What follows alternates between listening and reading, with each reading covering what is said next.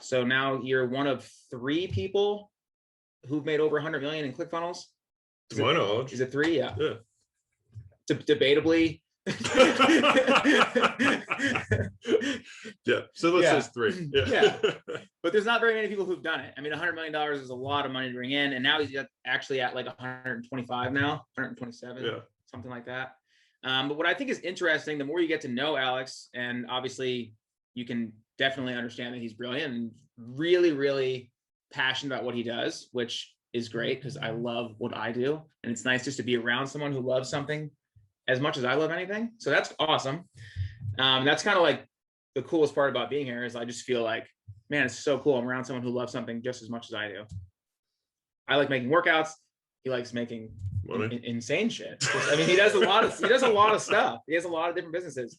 So what I think is interesting to talk about would probably be the concept of free. Okay.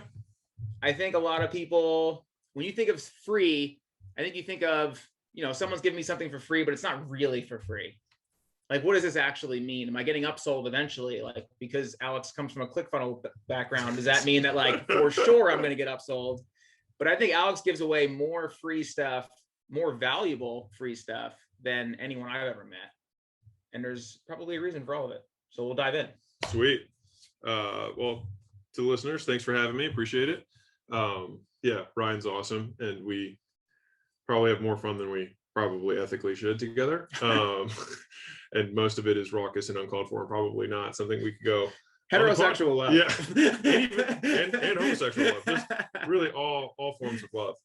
And so, yeah, I mean, we've made a lot of money off the word free. And I think one of the beliefs that I've maintained over time is that you always get paid for the next thing based on the value you provide in the first thing. And so I feel like a lot of the mistakes I see in earlier business owners make is, either one, they won't give anything away for free because they have this scarcity mindset around like, well, what if someone takes it? It's like, well, great, you help someone. Like, worst case scenario, you did some good, which for most people, when I actually talk to entrepreneurs, they're like, man, I just want to like do good and make an impact in the world. It's like, well, then give stuff away. Like, it's okay. And I think what's evident in like a lot of what Ryan's stuff does is like his content's so good, you can clearly see that he cares about what he's doing, and he takes a ton of time to like think about what message he wants to leave and what he wants someone to leave with, just from even a micro piece of content on Instagram or a longer piece of content on YouTube or these podcasts, right? And so, and like I know that because we've spoken, privately, like he takes a lot of care in thinking about who he's going to curate for his audience. Like, I mean, he flies out in person. Like this takes time. You see it as an hour or whatever, but for him, it's like 2 days of coordination and travel and all that stuff just to like provide you guys the best thing. And he doesn't really ask anything for it. And so I think that there's this bank account of goodwill that we have with our audiences that either grows or subtracts over time. And most people are just trying to withdraw from this bank account. They've never really deposited enough in it. And so I would just like to keep my goodwill bank, overflowing, because you never know what's going to happen in the future. And so it's better to just bank it. And I also think that over time, as you like make more and more, like you look back on your life and you're like, man, I'm glad I did more good stuff for free for people, because I get more messages from people who've just like read my book for $10, and which, yeah, sure, it's $10. It's not what I make my money on. Yeah. And they're like, dude, this thing changed my life. I went from making, $10,000 a month to like $100,000 a month just from the book. And I'm like, that's awesome. Like, I'm not like, can't believe that guy didn't give me money. Like, I literally do not think that way. And so, yeah, I think the power of free is huge, and we can get a tons of tactical stuff. I had my new book. Yeah, I've got like one of my new books that's coming out. I've got a 10-book series that's mini series that just kind of explains like this is free with fee for continuity. Like, so there's 18 or 19 different ways that we figured out how to monetize the word free by providing goodwill up front and creating kind of a money model behind it. And so we'll probably get more into the tactical stuff, but yeah. Before we get into the free that's in this book that no one has seen yet, and the 10 other books that will eventually come out that you guys will eventually see, which will all be free, by the way. Yeah. We need to get like a little dinger on the bottom of this podcast. Like every time we say free, it's like ding. So but pre-workout shots every time. Before we get into the positives of free, let's talk about the negatives of free, because I'm sure you've had some times where you've put a lot of energy into something free and you didn't get out of it what you wanted to get out of it, or it didn't just didn't work out the way that you wanted it to be. I remember the first time I ever came to your house, you were doing free gym memberships if they bought a meal plan that wound up giving the gym owner the same amount of money that they would have gotten for a gym membership anyway. I thought the idea was fucking insane. I was like, wow, this is really going to be insane. And I was like, dude, I'm going to do it for my gym. Like this is fucking dope. This is the future. And then I never really heard it very much about it. So this is actually the first time I've heard it. Yeah. So what ended up happening? So we have like, I would say like test kitchens. So we're always running beta tests, usually in like 5 to 10 representative markets, to just get like, just always stay on the front edge of stuff in gym launch, which is how we grow gyms. And so we've got, 4,000 plus facilities that have gone through, kind of our licensing model of like how we make gyms more money and whatnot. And so in order to stay relevant, like we always have to try fresh stuff. And candidly, probably 80% of the stuff we try doesn't work, or not the way we thought it was. And so this was one of the tests that we did. And so we have a meal company under PrestigeLabs called Done For You Meals. So it's a subsidiary of PrestigeLabs, which is our supplement company. Before we continue, where did PrestigeLabs come from? Because I already know, but I just want them to know. I'm really, really devoted to like not having really serious names and spending lots of money on branding. And so PrestigeLabs is because I thought in Step Brothers, Prestige Worldwide was ridiculous and hilarious. And so I was like, let's call it PrestigeLabs. You guys had to know that part. So moving on. And now that we're in Canada, we're technically international, which makes us Prestige Worldwide. And so, anyways, so we started the supplement company first. We did that for 2 years, and then we started the meals because it was a request that we were getting from a lot of gyms. So we made the meals.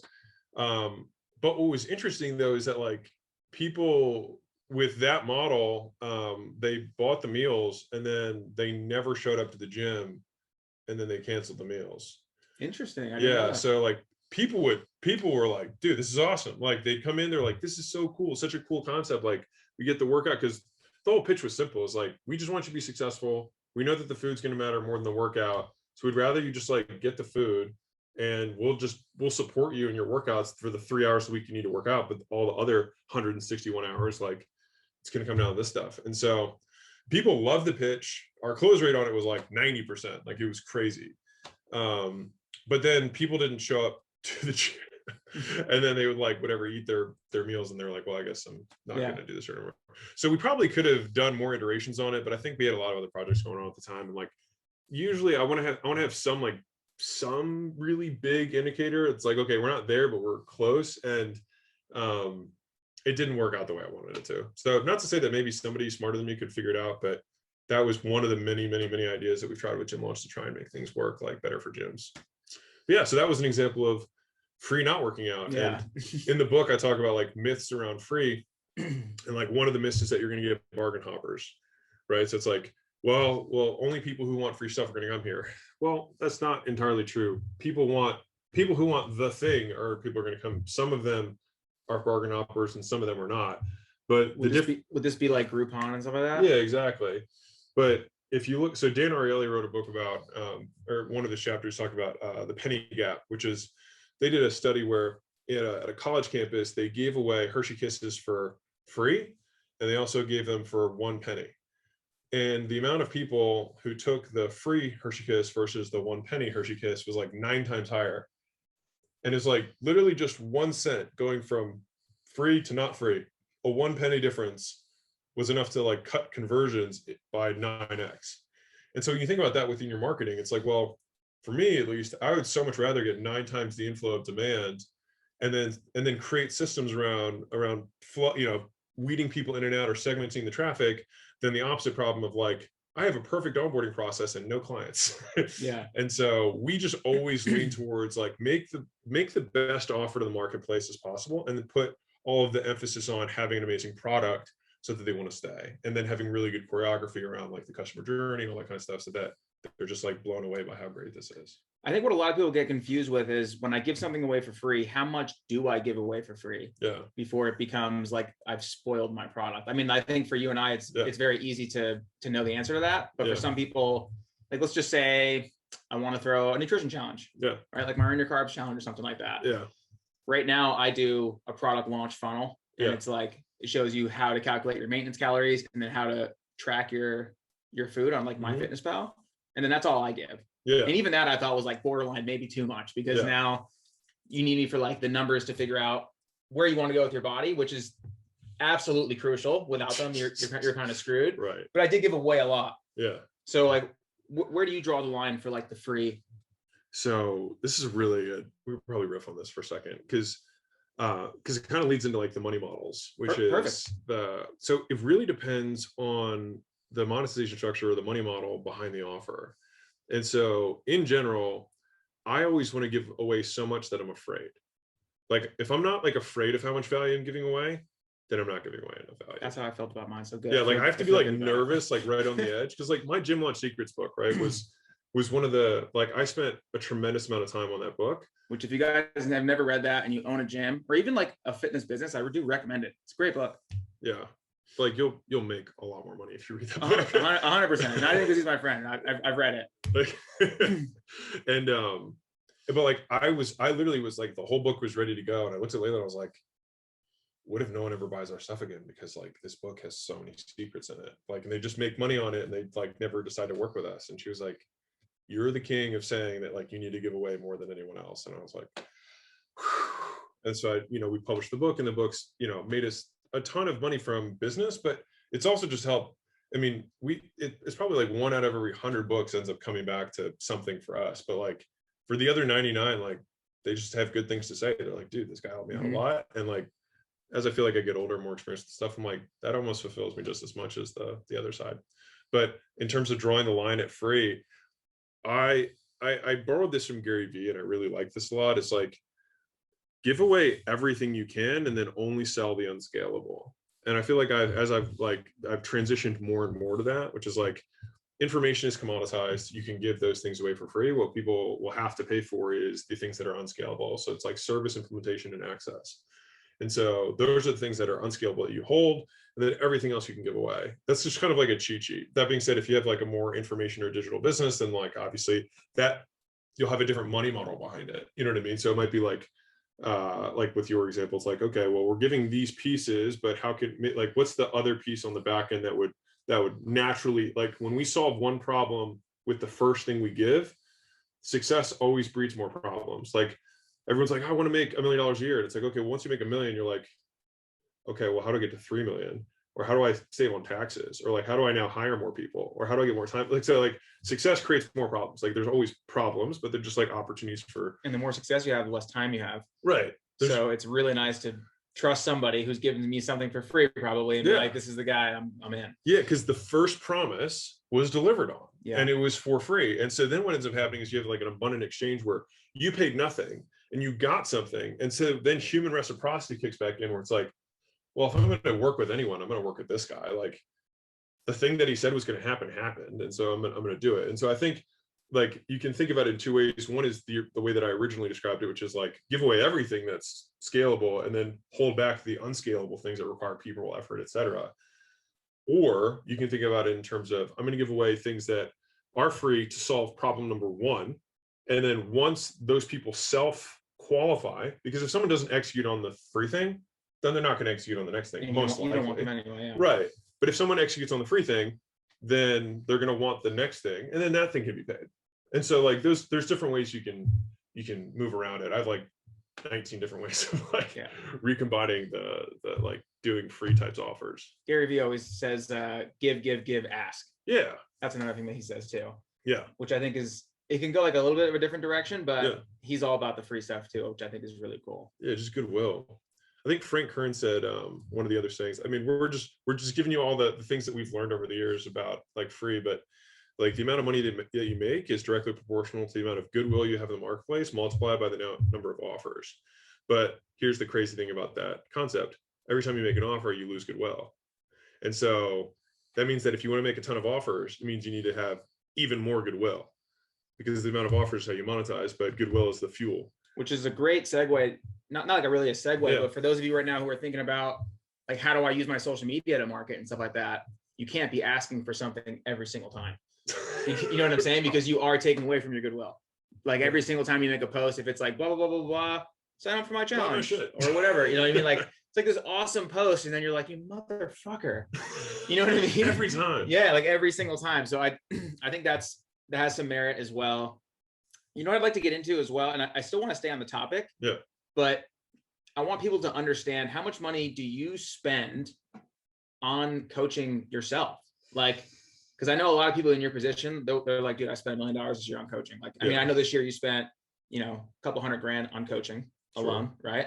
So, I mean, I think it's interesting for people to think that, you know, just because you got to a certain place, it doesn't mean that you're done.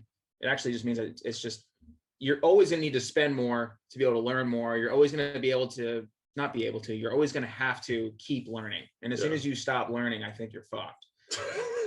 Like, I was in a weird place in my gym when I first opened Chalk. I think for like 5 years, I didn't read one book. The only thing I did was program, and I got really good at programming from experienced programming, and then watching how that program went with the members. Like, did they like this? Did this combo and this combo tear their hands? Did someone complain about their lower back hurting? Like, was it too far to go from this piece to this piece? And like, what are the comments that I got along the way? And I got really fucking good at that. Yeah. But then once I got people to manage my gym, I started reading a bunch of more books. I got out there, did more podcasts with different people I had never met before. And that was when my brain just exploded. And I was like, oh, I was like, you know, I mean, like literally and metaphorically, but I was like, oh my God, like there's so many things out there that I don't know, because I didn't give myself the chance. And whether it was monetary investment or time investment, like he's saying, like the couple of days it took me to get here and then to actually stand here in front of the TV screens that we have here, and this in absolutely absurd, absurd area. I mean, this is like, oh, to me, this is it. I feel like I'm on ABC News. But yeah, talk about that a little bit, because a lot of people, you know, they don't understand that you have to give, like, to yourself as well. Yeah. Full circle, self-giving. So when I do the like occasional speaking event, a lot of times like newer entrepreneurs in general, they're like, you know, how do I move forward? How do I progress? And I think looking back, I think there are three kind of main pieces to it. The first is you have to have skills, right? You have to have skills that provide value to the marketplace in some way. You have to be excellent at it. And we'll probably segue into that probably in the second half of this podcast. But you have to be good, right? And so that takes repetition, that takes practice, right? And that takes knowledge. The second kind of bullet is you have to have traits, which is your character traits. So let's say it's like you develop the skill of selling, right? Over time, you develop that skill. But because you are super distractible, you can't stay focused, then the character traits are the things that now are bottlenecking your progression. Even though you have the skill, you're not utilizing it because you lack the traits of a type of person who's going to be successful. And then once you have those two things, the third level of this is beliefs. Is like, what do I believe about the world? What do I believe about business? What do I believe about what's possible? And then what kind of vision do I have for what I want to accomplish? And so you can see somebody who's got super focused, super disciplined, has great skill, but then they stay in this poor opportunity vehicle for themselves because they don't believe that something better is possible. And so that's kind of like the three lenses that I see like progression as an entrepreneur. And I think that at each level, as you level up, each one of them has new skills, new traits, and new beliefs. And so I try and recognize, okay, what skills do I have and what skills do I lack to get to the next level? What traits do I have and what traits do I lack, or what traits do I need to change? Because sometimes you might need a trait to get somewhere, and then you might have to lose that trait to get to the next thing, which is really counterintuitive, which is why I think entrepreneurship can be so difficult, because you're like, I just learned this and now I don't need to do this anymore. And it's challenging. It's like handing off your gym. That's a trait. You totally. Yeah. And I'll say that now having, because right now our portfolio companies do about 1.6 million a week in revenue. And the process of going from like the breaking points, like, 0 to 1 million is really just learning how to sell one product on one channel. Like that's pretty much it. Going from 1 to 10 million is really dialing down on lifetime gross profit per customer, which is like, how can I envelope this customer in as much value as humanly possible? How can I solve the other problems that are going to naturally occur with this customer, get them to stay more often, how to buy more frequently, increase prices, et cetera. And then once I have enough lifetime gross profit per customer, then I can expand to more channels because I can afford to market across different ways of acquiring customers. And so that's going to get you to like that 30-ish range. But usually in that point, like right at 10 to get to 30 is where you have to start professionalizing the business. And then from 30 to 100, which is the path that we're on now, right now we're pacing 85. But I think will continue to grow to past 100, is that it becomes about who's on the bus, who can really drive innovation, because it's no longer about the entrepreneur who's driving innovation, but you actually have to have people who are drivers, and they have to be incentivized to do so. And so if you're following along with what that kind of trajectory looks like, each one of those levels requires a relinquishing of control. And so in the beginning, that 0 to 1, you're the doer, you're the individual contributor. And so you have to acquire tons of skills across the whole breadth of the business. You have to learn how to generate leads. You have to learn how to work the leads. You got to learn how to sell. You got to learn how to fulfill. You're doing all that stuff, all the hats with just 2 hands, right? And so, the next level there is you develop your first core team of 5 people. And those people kind of represent each of those functions. You've got somebody who's going to help you with the lead gen. Maybe somebody helps working your leads or appointment stuff for you. You're probably still doing sales. You've got somebody who's helping with fulfillment, et cetera, right? And so now you've got like each function is kind of represented as one person, but the skill that you have to do there is you're giving up control of the doing, right? Because now you're managing. And then, at the next tier of that, you become a leader, really, not just a manager. And then a leader is like way more casting the vision, inspiring people, doing more like interpersonal coaching and that kind of thing. But you have to give up the management to somebody else. And so at each level, you're like, maybe you didn't know how to manage, so you had to learn all this stuff about management, but then you have to stop managing because then you have to teach someone else how to manage. And so it's like at each level, you learn the skill, and the next skill you need to learn is how to teach the skill to someone else. You learn how to sell, but then you have to teach other people how to sell. And so there's this continuous process of learning and unlearning, or learning new versions of the same skill, like selling and then teaching them to sell, and then building a sales team. All 3 of those are very different skills. And then like the 4th level of that is building the machine that builds the team for you. Because like right now across our companies, we probably have 40 salespeople. I mean, like a lot. Yeah. And like that just takes times and iterations. But I just like to think with those 3 lenses of like, okay, I'm at this level. What skill do I not have? Because sometimes just saying like, man, I just wish I can't find good salespeople. They exist, right? But like, if you rephrase that as a lack, as a deficiency, and saying like, I don't know how to find good salespeople. Mm-hmm. Now it's something we can solve. Whereas like, good salespeople don't exist, which then is a belief, right? So it's like, that's one of the beliefs we have to change. That was one of the first things I said the first time I ever met you. I was talking to his wife, Layla, who's also a savage. And I was telling her, I was like, man, like, because she was like, you should hire more people for this and that. And I was like, Layla, I was like, fucking employees suck. and we all agreed, but then Layla was, but then Layla was like, you need to tell yourself that you suck, because you suck at finding the employees. And like, she actually gave me like a draft of what she looks for in an employee, like when you post it on LinkedIn or something like that. And I was like, wow, this is fucking awesome. Had I like reiterated it like that, it would have got the right person. So yeah, that's just a highlight of the section you're talking about here. Yeah. And so I think I'm trying to get back to the original question that I think you asked. The original question was to get to the point where, how do you know how to invest in yourself? How much? Yeah. And so I think what's useful is that whatever level you're at, trying to surround yourself with people who are at least at that level or the level above is helpful. Even the people who are at the same level as you, I think, can be helpful, because there's so many different flavors of entrepreneurs. Like, there are very marketing and sales driven entrepreneurs. They're super product driven entrepreneurs. They're finance driven entrepreneurs. So there's lots of different flavors of entrepreneurs that are out there. And if I see another entrepreneur who's at the same level as me, and I think we're better at marketing and sales than these guys, and they're doing the same amount of money as us, then it means that they're better than we are at product and fulfillment or whatever it is, right? And so, I mean, it could be vice versa, doesn't really matter. But I might be, it's like, I think our fulfillment's way better than these people. It's like, they might be better at marketing and sales. And so whenever someone makes more money than me, like, we can't just say like, oh, they suck, oh, they got lucky or whatever. They're better. Like, they're quantitatively better at the game of business. And so I always put on my like investigator hat on and think like, can I identify what beliefs, traits, or skills this person has that I lack? And then I think by doing that, it allows you to discern what's the missing piece for you right now, because you probably have a zillion skills you should be better at, but there's only 1 or 2 that are right now like stopping your progression to the next level. Mm-hmm. So so when I'm thinking about investing in it, I invest in networks. I think some of the best things out there, like for me, I learn from courses. I learn from courses better than anything. Okay. So like courses and books is like, that's what I do for like acquiring skills. But like beliefs and character traits, that's what I get from like masterminds and stuff and like events where I can go and just like be around other people and just kind of like drink the vibe in and be like, but you're spending like hundreds of thousands of dollars a year on coaching. I spend, this year was probably lower, but yes, I try and spend as much money as I possibly can.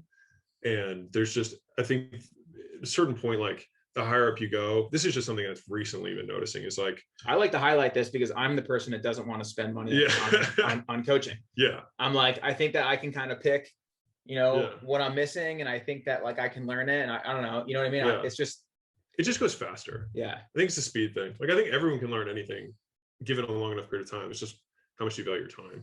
Yeah. Yeah. So it's like, I will pay to move faster. Oh, I can look back at my life and my entrepreneurial journey and be like, I could have did this a lot faster had I just like trusted more people. It's a big one. And then realized that like, I didn't know as much as I thought I did. Yeah. And then, I mean, just by meeting people faster too. Like I wish I started my podcast, like probably a couple years sooner. Yeah. I wish I had started my YouTube channel 5 years ago. Yeah. I mean, even on YouTube, you would have met someone who's like, really good at YouTube and says, you put these hashtags in and this and that, and blah, blah, blah, and this type of thumbnail. And you're like, oh, fuck. I was not doing this. Well, I have 1 million followers now. Yeah. Okay. So now we've gotten through all that. I wrote down this note just a second ago when you guys probably looked like I was texting or something, but I wanted people to understand this good thing. You have to be good. So there's that stigma out there. Everyone's like, man, you just got to just get started. Just start doing it. Like, and I think I've said it before, and I'm sure Alex has said it before. It's like, dude, if you really want to be an entrepreneur, you have to just start going. What does that look like? You can start going with like a 7 or an 8 product and internally be like, yo, I know I can make this a little bit better, but if I can just get this out, I think I'm going to learn a lot along the way. And there's going to be some failures that are going to be great. And everyone always hears, like even Michael Jordan talks about, you should got to fail before you learn all the good stuff. And I mean, everybody talks about it. But we want to talk about like if you're at a 5 or if you're at a 2, maybe you shouldn't get started yet. Like, well, I think we both agree that you should get started. It's just where should you be focusing your attention, right? And so it's like, because if you're in the game, if you have a product to sell, then you are in the game. You're not going to be making any money, but like you've now officially started. Like you have your LLC, you have a way to transact with customers. Like you are a business. You're not a very big business, but you are a business. As long as it's like you're only unemployed if you're seeking a job. So even if you don't have a job, like you're seeking, which makes you unemployed versus just not trying. So if you're trying to make money, in my mind, like you are an entrepreneur, as long as you have a way of transacting, right? But most times, so if you're listening to this, then you probably believe that you are above average because the average person believes they're above average, which is funny. Like average person thinks they're like a 7 out of 10 on driving, which statistically would make no sense, right? But it also means that half of you that are listening to this are also below average. Statistically, half of you have to be below average. Sorry. Yeah. Half of you are above average, but almost all of you believe if you have a mustache, you're for sure above average. So even if you're the half, but you have a mustache, you've bumped up. And a mullet. But I think that most people are so sensitive to their egos that they want to be like, no, my stuff's amazing. I just need to get this out there so I can get more customers. But I heard this saying first, there's the big bank say of like too big to fail. Well, there's like another saying that I really like, which is too good to fail. And I think that if people consume your product in your service, whatever it is, and it truly is exceptional, you will be too good to fail and it will grow. So you should see progress. You may be complaining about the speed of the progress, but if the product is good, you will see progress. If you are not getting referrals on a regular basis, especially if you are starting out, then your product is probably not very good.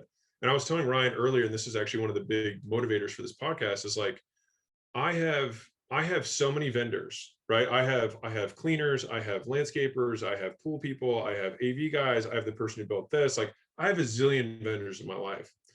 The vast majority of those vendors, I do not recommend. I don't send any business to at all, period. And I've got a huge network and I don't send any business to. And if someone were to say, hey, like, even if you prompted me and said, hey, do you know any good cleaners? I would probably be like, not really. Mine are okay, but I would recommend them. And so many times we feel like as business owners, like people are transacting with us, we must be amazing. But if you're not getting new customers from the customers, then you're probably just average. And in fact, I really dislike a lot of the vendors that I use in terms of the quality of their service. It's just the cost of switching for me is so high because I just don't, I value my time a lot, right? And so I just end up sticking with stuff that's just not that good. And so I think that many of us actually, like, you know, if you have a gym, for example, there's a lot of gyms that are just not that good. And the only reason they have clients is because, like, you're just on the way to work. Like, let's just be brutally honest. Like, you just happen to be close to their apartment and it's convenient for them. And you're like, man, I think it's because our workouts are sick and our energy is awesome. But just so you know, every single gym owner says that. And they're like, dude, my community is amazing. FYI, everyone says that. When you put a lot of humans in a room together, a community is created, whether you like it or not. So you got to focus more on the product so that you can get a long-term enterprise business that can stick, because you can learn the marketing and the sales stuff, but you will always have a leaky bucket and you will never have an enduring enterprise, because the moment you stop marketing and selling, the business will die. And so one of the things that I love about Ryan's gym is that, like, he pretty much hasn't done any like real marketing or selling at all for such a long time. And it's pretty much been at full capacity for years now. Yeah. That's what I wrote that down. I was like, there's two things that are very unique about my gym. And the first thing is, on the first day that I hire a coach, I tell them, you have to coach every single class as if someone is going to talk about you afterwards. Dude, yeah, I used to always say, you know, I tell them, I say, hey, it's not my goal for you to ever open a gym and compete against me. Yeah. But I can tell you right now that I would have nothing if I didn't go to every class with like insane energy. And the energy that I learned to give to my classes, I now give to people. I think, like Alex told me the other day, like, he's never met anyone as happy as I am. And it's just like, I remember when I opened my gym, I was like, fuck, this is insane. This is what I've always wanted.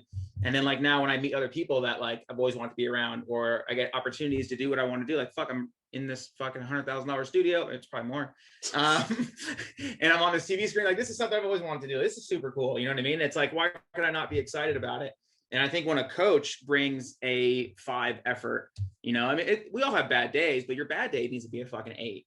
Yeah. And in reality, like, that's what happens is, like, there's an opportunity that arises and they think of that person. They're like, man, they have so much energy. I want them to take my money to open this gym that I have, or I want them to be the first person on this team for something I'm building or whatever. I said, people will always remember you. And if you do a really, really good job, my mom always told me, Ryan, even if you get a job at McDonald's, be the best person there, because you're going to be the manager. You know what I mean? Like, she never wanted me to work at McDonald's, but she's just like, whatever you're doing, try to be the best person. Yeah. And you can only do that by bringing at least, you know, the highest effort every day. And then when it came to the online program for Chalk, I talked about this with Alex yesterday too, was I was self-conscious about people buying it because I wasn't the best athlete in the world. I almost didn't want people to buy it. I was making $4,000 a month at Chalk. To be honest, I still pay myself that since, you know, 7 years ago. That's just my salary. At the end of the year, we get dividends or whatever, but like, I still pay myself that much. But I remember starting my online program and I made $4,000 the first week. And I realized that I was going to get this $4,000, you know, repetitively. And I was like, holy fuck. And then I didn't market it because I was embarrassed, like, not embarrassed of the money. I was just like, man, if I'm someone who's going to buy a program, it's like, Ryan's good. He's a great athlete. He's funny. He has good energy. He has a great gym, but like, he didn't win the CrossFit Games, but so-and-so did. And if that person made a program, that's what I would buy. So that was my thought process. Maybe I think about workouts different. Maybe I like to talk about functional fitness and aesthetics. You know what I mean? A lot of people like to talk about functional fitness and performance. I think that most people just really want to look good naked more than they care about doing a Fran in 2 minutes. So that's how I make my programs. I want them to be fun, and I want them to be aesthetically great, and I want you to feel good. I want you to be able to do whatever you want. So on top, yeah, I want you to be kind of jacked. And have a dope life. So eventually it got to $20,000 a month, and without me doing anything at all. Instagram didn't have swipe ups or anything like that. And then that was when I was like, okay, like, I need to believe in myself more. I need to, you know, accept that what I have is a great product. And that's what I really wanted to get with this whole spiel is I realized that I was getting so many referrals that I had a great product. I didn't have to think it was a great product anymore. I knew it was a great product, and I knew that people wanted it, and I knew that, you know, people needed it. And then at that point was when it took off. So I want to say 2 things about that I think are worth highlighting. The first is that if you were looking at Ryan's like evolution, just going from $20,000 to $100,000, et cetera, you know, per month through the app, the there was a belief that was missing. So it's like when there's like traits, skills, beliefs. So the skills were there, right? And he had the traits for work ethic and all that stuff, but the belief was wrong, right? And so he fixed the belief, and then the next level unlocked. But like he could have spent more time trying to get better at programming or whatever, but that wasn't the bottleneck at that time, right? That is crazy to think about. I never even thought about that. Right. It's just, and so like I think if you can look through those lenses, which is like if you are stuck right now, then there is either a skill that you lack, a trait that you lack that is preventing you from executing the skill, or the belief, right? And it's one of those three things. And I think for me, that's just like really simplified the process of growing as an entrepreneur. And I had a second point that I completely forgot. Well, I was talking about how my programming started at 4,000 and went to 20 before I believed in myself. And then I also talked about the coaches bringing their best energy to the table. Yeah. Does that ring any bells for you? None. All right. It was a good one though. Just it was like just pretend it was. It'll really, come back. Yeah. I'm sure. I know that this new book, Lead Generation and Monetization Structures, and you have another book that people haven't seen yet. It's like $100 million deals, right? Yeah, $100 million offers. That's the first book that's coming out. That one's actually going to be renamed because Lead Generation and Monetization Structure sounds so exciting. Yeah. It's actually going to be called Money Models. But there's more in here about free. Yeah. There's a right. lot. So I'd like to bring in a couple more things about the free that I don't really know. Yeah. And bring up some topics on that. Because before we started the show, Alex was like, what do you want to talk about? And I was like, I think like when I'm around you the most, the biggest thing that really sticks out to me is this free model. I know a lot of people have seen the free model, but there's a different way that Alex does it than everybody else, in my opinion. So I just, we hit a couple points, but now there's some other points that probably I'm not even smart enough to bring up. Yeah. So what are those points in the free structure that you think everybody should know? So if you think, so I said like in the beginning, the free only exists to generate demand. It's to shift the demand curve. So if you were to look at supply and demand, like Econ 101, you've got your supply and you've got your demand curve, right? And the intersection is where you sell the most amount of units at the right price, right? Because if you increase the price, the demand goes down. If you decrease the price, the demand goes up. And so that's like you sell more units, which is higher units. Hopefully that makes sense to everybody. What's interesting is that what marketing does fundamentally is it shifts the demand curve. And so it pushes this line this way. And so what that allows us to actually be this way, sorry. What that allows us to do is actually sell more units, right, at higher prices, which is awesome. And so that's why marketing is cool. And that's why we want to create offers that are compelling to the marketplace that get people, and this is the point I would underline, is like get people to respond who otherwise wouldn't. So if I went and like, if I started a lemonade stand and I said, hey, I've got lemonade, it's awesome, buy some. Like my mom might buy some, my cousin and my aunt might buy some, but people who wouldn't otherwise buy some wouldn't buy it. But I was like, hey guys, I'm giving away 3 months of a lemonade subscription. It's better than coffee for your energy. And it's got all these antioxidants, it's cancer fighting and blah, blah, blah, blah, blah, right? Then people were like, well, I mean, buying, 3 months free. I'm like, yeah, so buy 3, get 3 free. Like that's a great promotion. So I get people who are like, that's, I'm kind of tired of coffee. I kind of want to do a caffeine detox and give my adrenals a rest or whatever, like I'm sure I'd have some coffee around that, whatever. And so then I'd have people who otherwise wouldn't normally respond because of the promotion. And so I have built every business based on three simple steps, which is like generate flow, monetize flow, add friction. And so what marketing is in general is just finding the sweet spot on friction, because we could just say like, hey, everything's free. We'll have tons of flow, right? Yeah. But we might get tons of trash too. And so it's really like, how do we get that sweet spot of I get a high amount of qualified demand flow towards my business. And that takes some iteration, and that's okay. But I prefer to start with lots of flow and then start whittling it down rather than trying to, expand nothing, right? And so there are 3 overarching structures that happen in any business, and they correspond with how you grow a business, right? So it doesn't matter what business you have. It doesn't matter whether it's software, it doesn't matter whether it's physical products, it could be service, it doesn't matter. It's you can either get more customers, you get them to buy more times, or you increase the average order value. That's it. That's literally it. And if you really want to even simplify it more, when I do our like consulting days with the portfolio companies that we have, it's just you get more customers or you make them worth more. And you can make them worth more by getting them to buy more times or increasing the average order value, right? And there's tons of sub items in that. You could change the price, you could decrease the cost around it, blah, blah, blah. And we can get into that. But big picture, the 3 buckets are get more customers, get them to buy more times, or increase average order value. And so those just happen to also correspond with the 3 types of offers that we see that have converted best over the last however many years with 4,000 plus businesses that we worked with, which in some of our other companies, like we have a SaaS company, so software as a service, which is a B2B company for agency owners. We have a e-commerce business. We have a B2B affiliate business. We have a brick and mortar chain of photography. Like we have children's photography. So like I'm telling, like there's all sorts of different types of businesses, but the models work independent of that. And so for like what the example I gave you, that's a free with prepay. So that is one of 19 different ways that you can use the word free, right? Another one would be like limited free, which is, you'd come in for some type of service, and I would say, okay, well, here's the really crappy version of the service, which you can get absolutely free if you want it, or you can get this Cadillac version that has all these guarantees and all these bonuses. And if for some reason you don't get the experience you want, I'll double your time with me. Absolutely free. So it's like there's 2 different ways of free on this thing. One is to attract them, the other is to make this offer better, but it gives people a true offer that they can say, okay, well, actually that one sounds like it's really going to solve my problem more than this one will. And so a lot of times it's like you want to generate the demand, because for me, as far as I'm concerned, I want to make the most crazy offer, because what I'm trying to identify is interest. I want to get people to just raise their hand and say, I am the type of person who's interested in the thing that you have. And then it's like, cool, now we can reconfigure what way we're gonna solve that problem, right? What's the vehicle we're gonna put you in?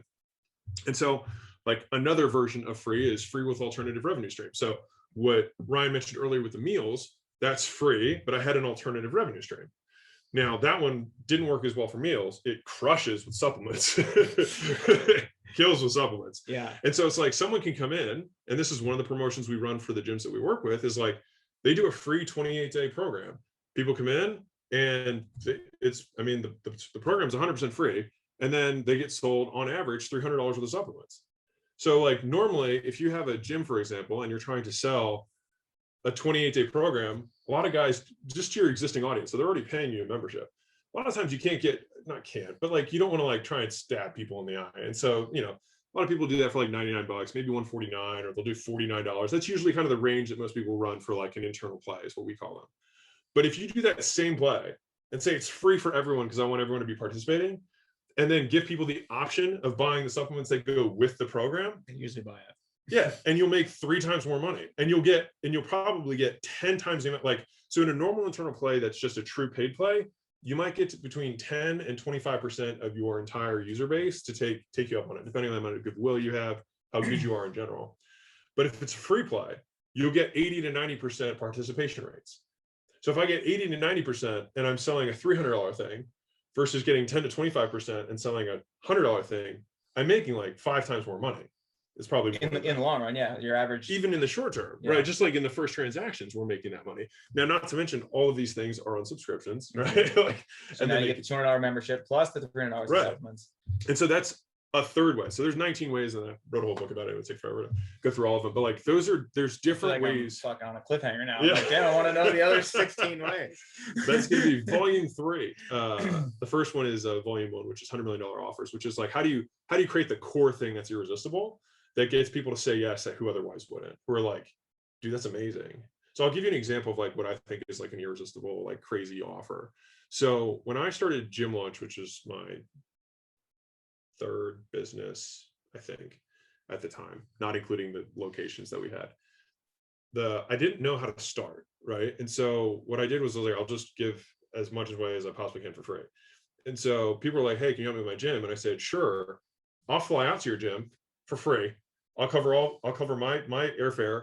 I'll also spend the money on marketing. I'll also build all the funnels for you. I'll generate the leads for you. I'll also work the leads for you. And I'll sit at your front desk and I'll sell them for you. And then I'll teach you how to sell supplements, and I'll teach you how to fulfill on the customers I just sold. And they were like, okay, that sounds fair.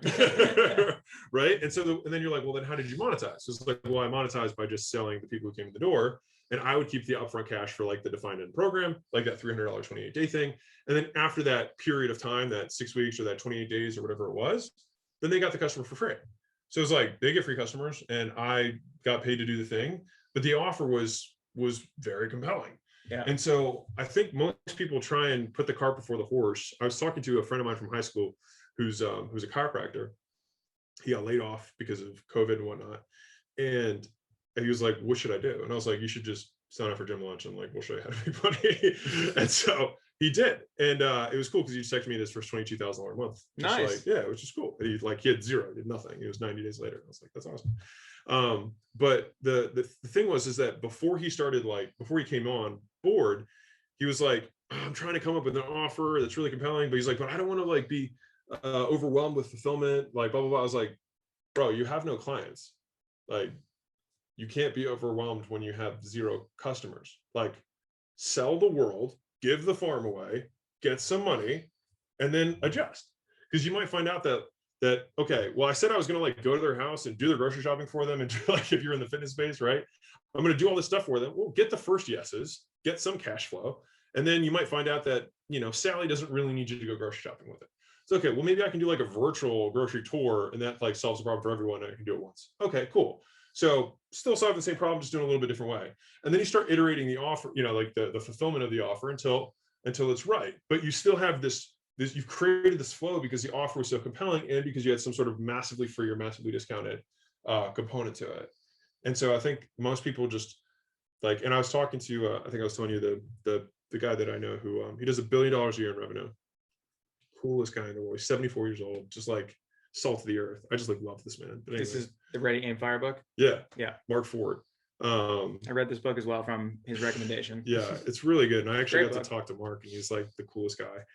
But he was in the book, and when I was talking to him, he's like, I felt like it was born of experience. Like there's all these like theorists who are like on their ivory towers about talking about marketing, but like they don't own any businesses, and they're like authors, and they're not actually like business people. He's like, yeah, we pretty much always do some sort of free or discount thing to enter any marketplace. He's like, because people don't know who we are, so we need to like prove ourselves. And so he's like, we've just pretty much always done that. And I was like, me too. Like that's how I always do it. And then you have the flow to then fix all the other stuff. Because like, how do you know how you're going to fix your product if you don't have customers? So it's like, let's get customers in here and let's tweak stuff. It's like, oh, they don't like that. Oh, they like this. Oh, they want more of this and less of this. And I can't tell you the amount of times where like the thing I think they're going to go nuts for, no one even cares about. And then they're like, dude, but this little widget thing, I'm like, that thing? Like that took me 2 seconds to make. This is the thing that you get the most value on. I'm sure you've had the stuff like that with the Earn Your Carb Challenge and like some of the other things. I think from teachers, I think it's an incredible thing. I'll hear something for such a long time, and then someone will say it in just the slightest different way. And I'm like, holy fuck. You know what I mean? Like it's crazy. Or I mean, I'm sure like a lot of you out there who are married or have girlfriends, you've been telling them this and that and blah, blah, blah about nutrition or training. And then like some guy comes along and is like, this is what you need to do. And they're like, oh, Alex, you'd never believe this. And you're like, oh, you're right. I wouldn't believe it because I'm going to fucking kill myself now because I've been saying this every day for 3 years. I feel like sayings, like things like that are very big. And yes, the little tiniest things do get people like they fucking go nuts for. Yeah. And you just don't know until you start moving in that direction. Yeah. But to wrap to hopefully you're starting that direction at a 7. Right. and yeah. And the thing is that a lot of times it comes down to expectations. And so I see like a new entrepreneur this happens a lot, especially with the younger guys who are like under 25, who are like, dude, why am I not a millionaire? And so I heard this stat from my neighbor, who's a physician, and he was like, did you know that the average senior in high schooler believes, I think it was like 52% of high schoolers believe that they will be millionaires by the time they're 25. It's like they're going to be sadly mistaken, unless inflation just goes nuts, and then everyone's a millionaire and apples cost $100 each. But if that's not the case, then most people just have wild expectations, and so like they see the progress that they're making and it's not fast enough compared to what, you know what I mean? And so I think that if people could expand the time horizon that you give yourself to quote be successful, and say like, I feel like it would be reasonable for me to spend 10 years doing something straight, and then after that 10th year probably be in the top 1% income earning bracket. 10 years, that's a decade. I can promise you that if you stick to something for 10 years and you consistently like reinvest in your education and learning new skills, figuring out what traits you lack and the beliefs that you're missing, like earning a top 1% income in the United States, which is $400,000 a year, is 100% doable. But you have to do that process, and you have to stick to the same thing. Most people start something, they're not a millionaire within 90 days, and they're like, I need to do something completely different. And then they change stuff, and then they have to start back over at zero again. But they don't get those incremental gains that happen with repetition. They're also being fed false beliefs, because a lot of people on social media now they're not who they say they are, which is sad. I can't imagine what my life would be like if I was, 20 to 25 right now. I'd just be like, man, like, I suck. I definitely don't want to go to school. Like, I definitely need to figure out, this or that, or get around this person or that person. And I think that I would be extremely impatient. Because wildly depressed. Yeah, because you want the money, like, you do really want it now. And actually, I wrote down something as you were talking there, is because you're talking about giving stuff away for free so that you increase interest. Yeah. How have you seen interest change since you started your first business to now? Because such a good question. People's attention spans have changed a lot. Wow. I mean, some of you motherfuckers probably were to shut this shit off. Yeah. Don't worry, this is gonna be I want to find you and kill you, because this is so much value in this, and it's free. So what I want, that's an interesting question, because I know I want to say attention span went from like, do you know what the numbers are? It's like, it used to be like 5 or 6 seconds. Now it's down to like 1.6 or something insane. It's like, if you don't have a good thumbnail and an insane first sentence and like, an explosion or something, like a nuclear bomb, it's fucking gone. I mean, like, I'm pretty sad about Instagram at the moment, because like posts and IGTVs, long form content is like dead. And it's just reels now. And Instagram's pissed about TikTok, so they make the reels, and like, now I'm trying to give away something for free in 30 seconds or less, and it's just not that good. Yeah. I mean, like, I try hard to explain it. Yeah, it's really hard. So, I mean, tell me about your experience with how interest has changed. Man, I feel like there's a lot of layers to this. So from the marketing perspective, I think it's like, it's at every point you have to sell. Like, now, instead of saying like, I'm going to sell the thing, right? You're going to sell the Earn Your Carbs challenge. It's more like, I'm going to take 30 seconds to sell you on 2 minutes. Like, that's what I'm selling you on. I'm selling you on 2 minutes. And then during the 2 minutes, I have to sell you on 10 minutes. And then during 10 minutes, I can sell you on the thing or whatever. And that's the hard part for me. Like, when I'm thinking about how to make an ad. Yeah. I mean, that's why if you guys seen some of my recent ads, I'm like, I have a turtleneck on, or a leopard shirt, or like something ridiculous. I'm like, I want to hear what he has to say. Yeah. I think it also depends on what type of market you're in. So if you're a brick and mortar, service business, you still could probably get away with more standard ads of like, hey, this is us, we're local, we're in the corner. If you want this thing, we have this thing. Even a photo might work for them. Yeah. We should hang out sometime. Right. Yeah. But I think especially if you compete at a national level, then it comes down to attention, which is the first layer of this. And then I think the second layer is trust. And so when you asked originally, like, have you seen the free landscape change? I think that when I started, not business, but just even going from local to national, which is about 5 years ago, the amount of trust that exists in the marketplace is significantly higher. And so like, we could run an ad that was just like, add, opt in, schedule a phone call. Like, I mean, pretty straightforward. And then like, you just hop on a sales call and then get sold. Like, that was literally the whole model. Right. And as time has progressed, like, enough bad players have entered the marketplace and done that, and people have gotten taken advantage of. And then they're like, no, I'm never buying something like that. And so over time, the responsiveness to that type of advertising and that type of sales process has gone, incrementally down. The cost per acquisition has gone up using that kind of method. And so I think more and more, for us at least, we've been pushing towards like, just give as much as humanly possible so that we can earn the trust. And so what I think is what started to happen for us is that like the different channels feed each other. And so it's like, I can have my free content where the intention is to earn trust, right? And so we give away as much as we possibly can. And then what happens is, because the platforms are so good and they listen to your phones, they know where we live and how tall we are and all this stuff, they know that if someone, because people are consuming on the platform too, they know that if someone's watched like these 2 pieces of content, that if they retarget them or display an ad from us, that person might be more likely to, convert and then to become a phone call. It becomes difficult with tracking, because then you're like, oh man, this content's working. All of our sales are coming from ads. But the reality is that the ads are just mopping up from the work that's been going out from the organic content that you've been putting out. And so I think that as things have progressed for us, my big theme, like for our company, is trust. It's like, how can we earn people's trust? Because there's a lot of people out there who don't deserve it. And so we want to provide value in advance. And kind of like wrapping to what we said in the very, very beginning, it's like, we're only going to get paid based on the value we provided before we asked. And so I want to try and provide, $20,000 worth of value before I ask for $20,000, because they're like, oh dude, I already tried your stuff and I already added $5,000 a month to my gym. I'm like, okay, cool. So we added 60 grand to your gym. So like, they're like, no, like, I believe your stuff works because it already happened. Yeah. And so that's kind of where we've kind of shifted, which is like results in advance, which is like, for us, gyms start for free. We just took all the barriers away. We're like, just start for free. Like, don't buy anyone's stuff. Just start for free with us first, make money. And then if you want, you can leave and try someone else's stuff. But like, just start here first. Like, let us just make you money. And then if you want to stay, you can stay. Yeah.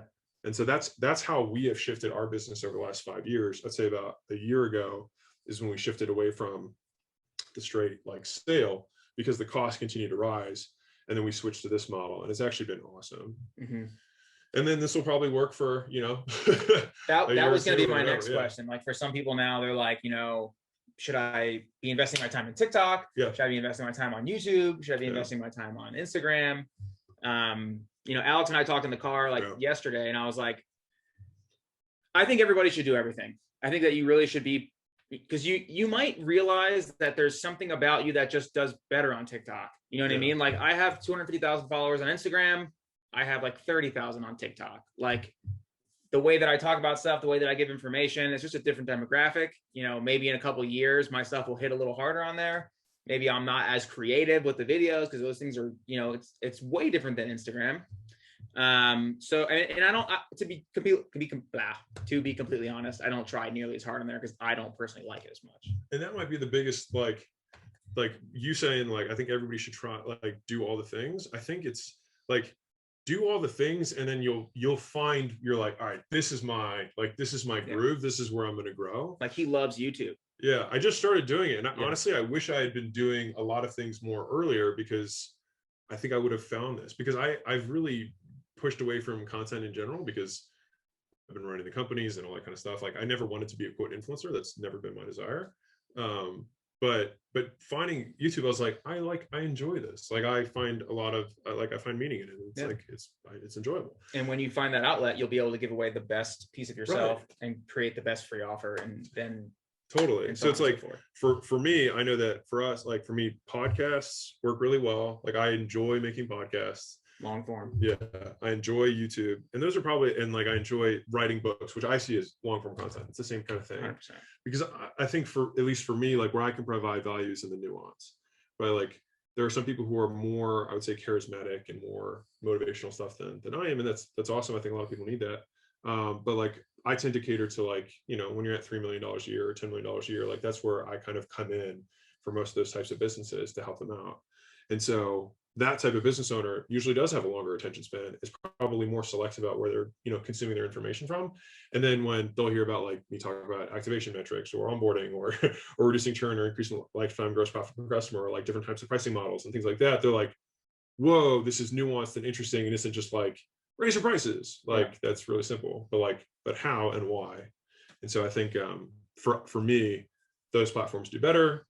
And that's just because that's who I am. And so I think that for guys who are starting out, if you just know your vibe better, like, there's some people who kill it on TikTok. You know what I mean? I know people who have 5 million followers on TikTok and they have 200,000 on Instagram. Yeah. So, I mean, there's different demographics on each one. You have to understand, like, the age and, the wants, the median income of these people. I mean, it's just like, it's totally different demographic. Yeah.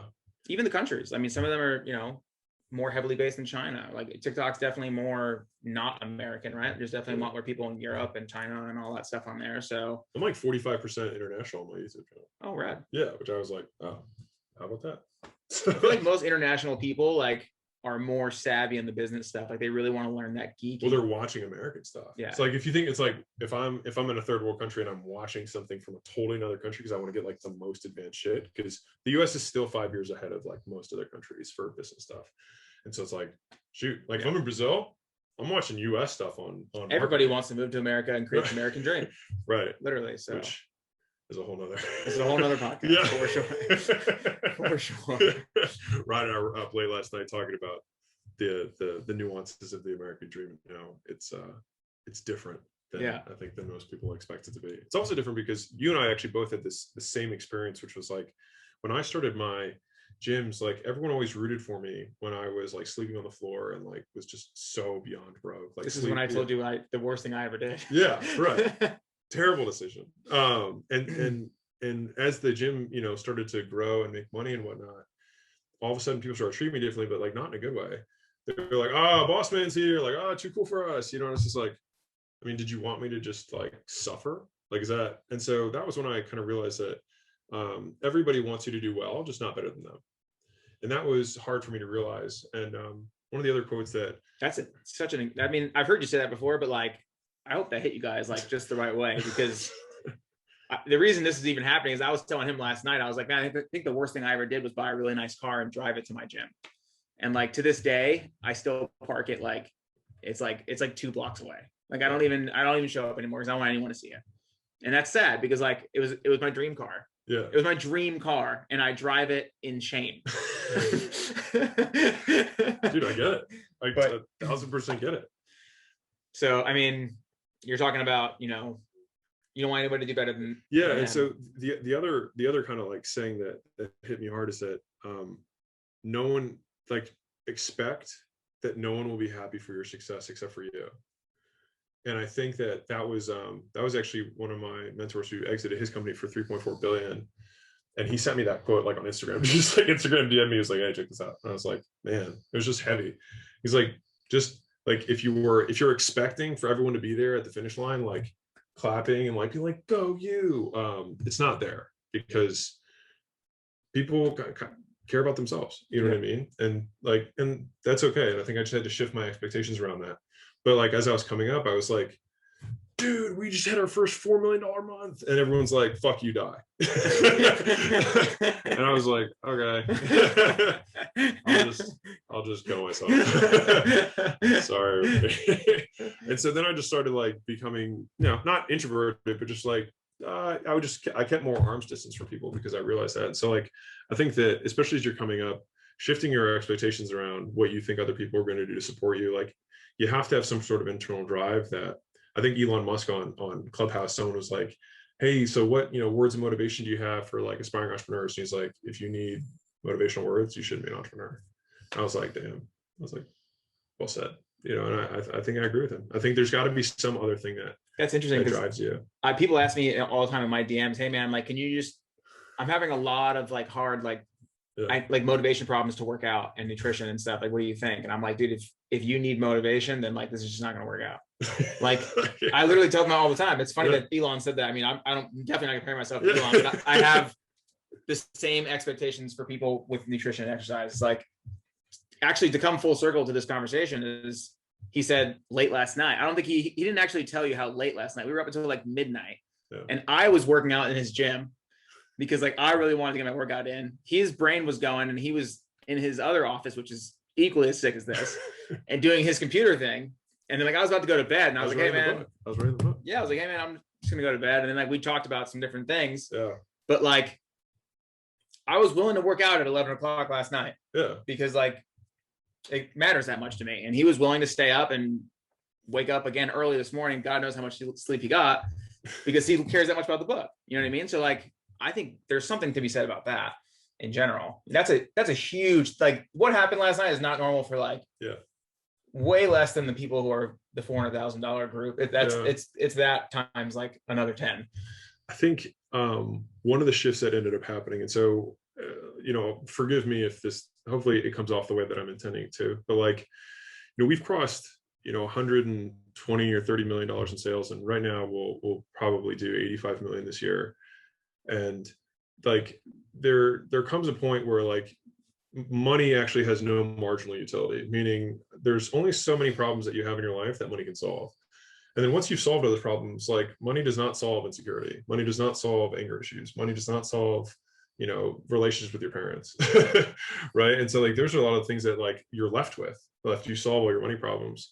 And I think that for me, like my motivation to make more money has probably never been lower than it is right now. I also now make more money than I probably have ever made. And I think it's transitioning from like what fuel source you use. And this has probably been a 2-year journey for me to figure out what that fuel source was, because I was very independently wealthy. I mean, in 2018, I took home $17 million as a 28-year-old. So like that's in profit, not revenue. And I'm saying this to add validity to the point that I'm saying, which is if you can make the work that you do an expression of yourself and of the values that you have, and that work really function as art, function as play instead of work, then I think that you transition yourself into retirement, which Ryan and I are talking about. I define it as I actually got this from Naval Ravikant, really good guy if you ever follow him. When you stop sacrificing today for an imaginary tomorrow. And so that was kind of the transition. And when you make a piece of art, if you're an artist, and art can be anything, like I see Ryan's workouts in his app as art. Like it's an expression of the values that he has, and it's his excellence. And you can feel it, you can see his thumbprint on every workout. Like you can see when someone copies his workout, because his personality is in the programming that he makes. Like he's world class at it, and it shows by the success of the program. And with the businesses that we have, and the for me, the books have done well, and blah blah blah. It's art, because the purpose of art is to simply exist. Like there's no additional outcome, there's no secondary effect. The point of an artist painting a picture is so that the picture exists. And so if you have that thing inside of you that's like, man, I want this to be in the world, then I think that a lot of times, like I think passion is fleeting and useless. But I think if you use the word stimulating, I think it's a better word for like what drives you that you enjoy. Like that for me, I'm in flow when I get to talk about business stuff. Like I love it. And I think that if you can find those things, then you'll be able to get 10 years down, because why would you stop working around the clock? Because to you, it's just playing around the clock. So people are like, Alex, how much do you work? And I was like, well, for me, my work is play, and I try and play as much as possible. And so I think if you can make those mental shifts, you'll set yourself up with the requisites that will create success outside, and then you'll get there and then realize that nothing matters, and we're all going to die eventually, and then the universe will swallow all of our achievements. But we lost them now. Damn it! It was like a really good moment there. Yeah, they were like, oh, damn it, we're all going to die. Yeah. Well, maybe not. They're coming out with all sorts of anti-aging shit. Yeah. So. Yeah. Bring this home, right? Yeah, we are. Yeah. So what I would like to say at this point is, 1, thank you for joining us right now. 2, thank you for having me and putting this amazing logo up here and wearing chalk clothing and calling me an artist. Come on now. I'm gonna write that down. Okay. Where can they find you I really want you guys to check out his YouTube channel, because if you like this podcast, which I know you guys did, there's a lot of value in it. He has like even gnarlier stuff on his podcast, which is without me being able to comment, just content that just is straight out of his mouth the whole time. So, because I'm just interrupting, right? That's basically what I'm doing. So you're gonna get uninterrupted YouTube content on business. So I would say it's really increasing personal wealth, and I talk about that half through making the money and the other half through what to do once you've made the money. So I think that there are like channels that just talk about wealth and investing, and there aren't that many actual channels that talk about business. They talk about it like more motivation manifesto. I'll talk about like, here's how you get leads. Like, here's how you get people to schedule appointments. Here's how you sell them. Here's how you get higher prices. Here's how you can price multiple services. Here's how you can structure offers so that you can, increase lifetime value. So it's kind of like the really tactical side, which I guess only applies to people who have businesses. But it's good stuff. I mean, a lot of you guys have businesses, let's be honest. Like a lot of you guys follow me because you're gym owners or entrepreneurs in the space for sure. So what is the name of this YouTube? It's just Alex Hormozi. Alex Hormozi. If you Google me, you should find it. Yeah. You guys should definitely check out his YouTube. It's insane. And then your podcast. The Game by Alex Hormozi. Yep. And you guys, when this airs, we should probably be within about a month of the $100 million offers book. So it'll be $100 million is the kind of like the series title. So it'll be $100 million offers, $100 million lead gen, $100 million money models is the first 3 books. Then it'll be $100 million sales, and then $100 million sales teams. So that'll be the first 5 books. They're already outlined. The first 3 are pretty much written. They're just in editing for publishing and whatnot. And they're going to be on sale for 99 cents. So I'm just, they actually, all of them each comes with a course for free that comes with it. And my intention is for the course to be better than what you're paying your this week's internet guru for. Awesome. And it's absolutely free. You don't even have to like opt in for it or like opt in for an email. Like I don't want it. I don't really care. I just want everyone to win. That's really, I feel like where my art now comes in for my contribution, what I want to do. Awesome. Thank you so much. Appreciate it. Thank you guys. See you guys next time.